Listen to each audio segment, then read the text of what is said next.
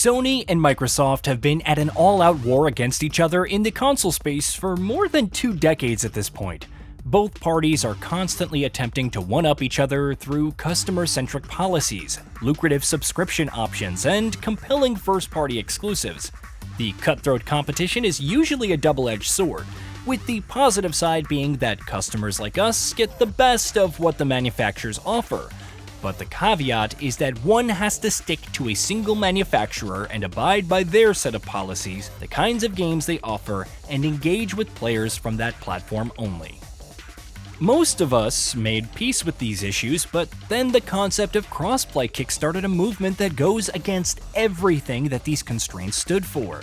Not only can you now play your favorite multi-platform game with friends on other platforms, but you can also now play some of your favorite Xbox games on PlayStation with recent releases of Senua's Saga, Hellblade 2, and Forza Horizon. And now all of that coalesces together, and fans are wondering whether it's finally time to bring its AAA exclusives to Xbox and usher in a platform-agnostic era of gaming. The easy answer to that question, and one that undoubtedly favors the end consumer, is yes. It would obviously be great to just sit down and own one platform like the Xbox Series X or PlayStation 5 and use that single console to play anything and everything that comes along. But obviously, the real-world answer to that question is a lot deeper than a simple yes or no, and that requires digging down through several factors that revolve around how these business units function. Imagine a manufacturer like Microsoft building a console that would hold such computational power to run the latest technology of gaming for the coming 5 to 7 years, and sell that for a measly $500.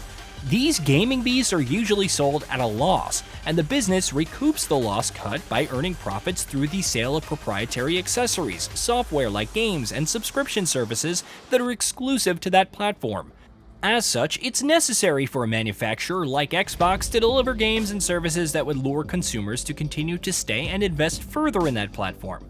But that has started to seem like a lost cause in the last few years.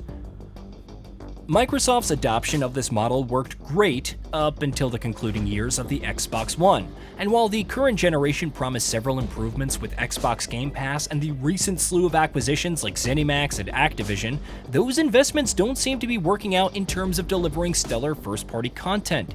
Sony's share in the console market continues to surge, while Xbox continues to falter in the face of such competent competitors.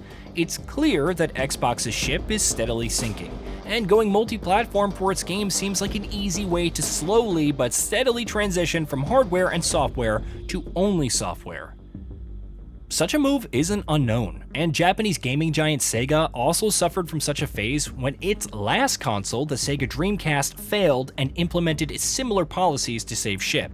While the end result was far from ideal, we all know that the company is still alive and making some of its best IPs like Sonic for all other platforms, which is at least ensuring its survival and relevance in terms of its best games. As such, it doesn't make much sense for Sony to go multi-platform and start selling out its games on Xbox when it already has the upper hand.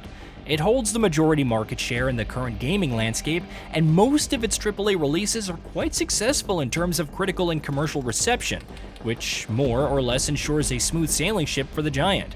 Where Xbox is offering its first-party games on Xbox Game Pass on day one, Sony can continue to charge a premium $70 for its exclusives, and customers are happily paying for their favorite titles like Gran Turismo or Horizon Forbidden West.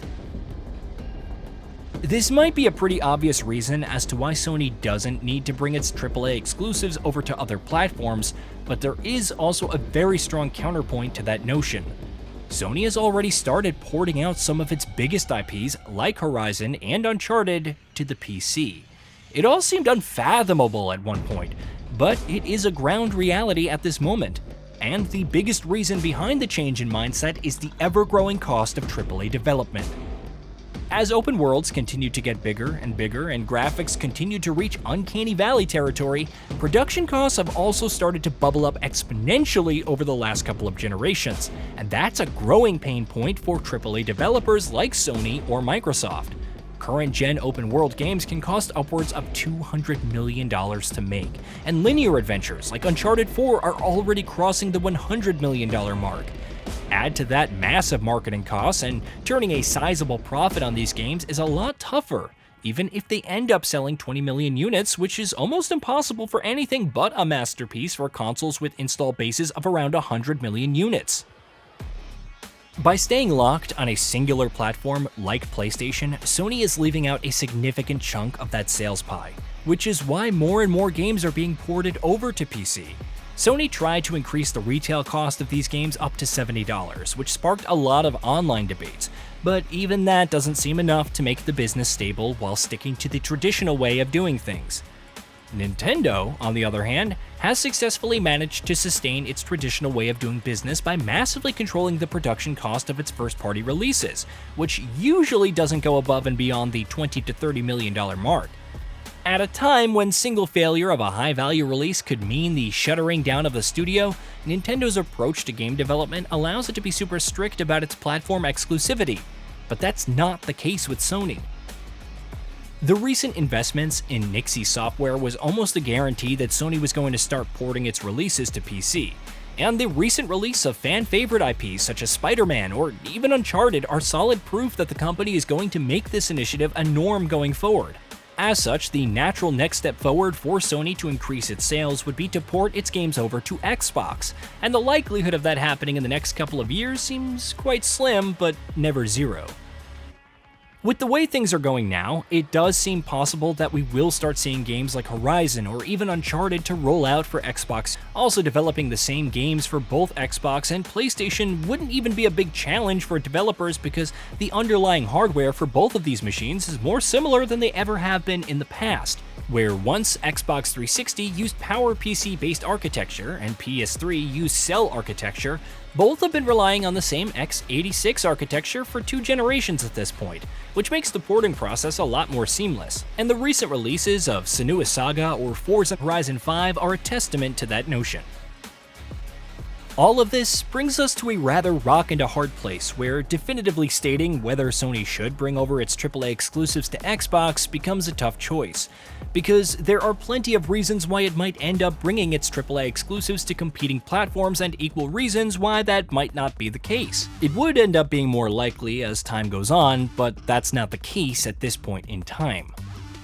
It's very likely that even if Sony were to adopt such a strategy, it would be implemented in a similar fashion of PC releases. So, any Sony first-party game launches on the PlayStation 5 stays exclusive for around 2 years or so, and then eventually gets ported over to Xbox or PC at the same time, or different times.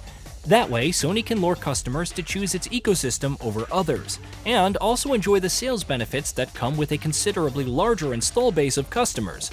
Basically, have its cake and eat it too. It would be great to see the industry move towards this utopian platform-agnostic concept, and we're surely going to get a much clearer picture in the coming months and years. Hey, did you know that we at GamingBolt upload new videos every day? Stick around, drop a like, subscribe, and hit that bell, and let us know what kind of content you'd like to see in the future with a comment below.